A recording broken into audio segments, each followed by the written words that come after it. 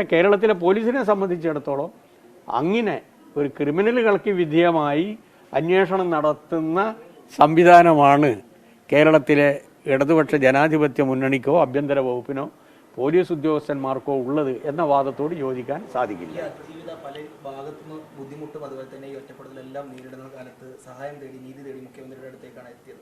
അപ്പോൾ ഇപ്പോൾ ഈ ഗൂഢാലോചന കുറ്റം ദിലീപ് അതിൽ നിന്ന് രക്ഷപ്പെട്ടിട്ടുണ്ട്. ഇനി അപ്പീലുമായി മുന്നോട്ട് പോകാൻ സർക്കാർ ഏത് രീതിയിൽ ശ്രമം നടത്തും? അതല്ല ഗവൺമെൻറ്റാണ് തീരുമാനിക്കേണ്ടത്. ഗവൺമെൻറ്റും ബന്ധപ്പെട്ട കക്ഷിയും അല്ല ഒരു അന്വേഷണം നടത്തിയ അതിനാദ്യം നേതൃത്വം കൊടുത്ത ADGP സന്ധ്യ ഇപ്പോൾ ഒരഭിപ്രായം പറഞ്ഞിട്ടുണ്ട്. അപ്പീൽ പോകുമെന്ന് അവർ പറഞ്ഞിട്ടുണ്ട്. അതിനെ പറ്റിയിട്ടൊന്നും ഞാൻ അഭിപ്രായം പറയേണ്ടതില്ല. കോടതി വിധി ഒരു പൊതുസമൂഹത്തിന് കൊടുക്കുന്ന ഒരു സന്ദേശം ശരിയാണ്. എന്താണ് കോടതി വിധി? അല്ല, അത് കോടതിയുടെ മുമ്പിലുള്ള തെളിവിൻ്റെ അടിസ്ഥാനത്തിലല്ലേ? കോടതിയുടെ മുമ്പിലുള്ള തെളിവിൻ്റെ അടിസ്ഥാനത്തിലല്ലേ ബലാത്സംഗത്തിന് നേതൃത്വം കൊടുത്തി ആൾക്കാരെ ശിക്ഷിപ്പിക്കുകയും ചെയ്തത്? കൂട്ടബലാത്സംഗത്തിന് നേതൃത്വം കൊടുത്ത ആൾക്കാരെ ശിക്ഷിച്ചിട്ടുള്ളത് തെളിവിൻ്റെ അടിസ്ഥാനത്തിലല്ലേ? ഗൂഢാലോചന തെളിഞ്ഞിട്ടില്ല എന്നാണ് കോടതി പറയുന്നത്.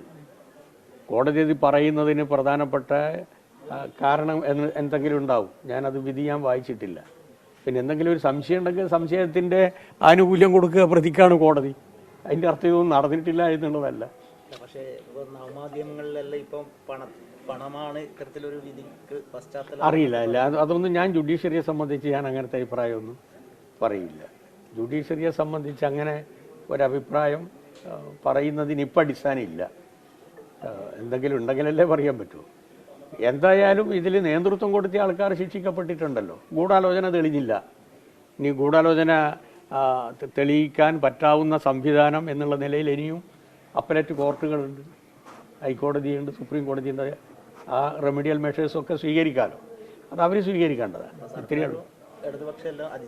അതെപ്പോഴും അതിജീവിതയുടെ കൂടെ തന്നെയാണുള്ളത്. നാളെ ഇതുവരെ നിന്നിട്ടുള്ളത് അതാണ്. ശക്തമായിട്ടുള്ള നിലപാട് കാര്യത്തിൽ ഗവൺമെന്റിന്റെ ഭാഗത്തുണ്ടാവും.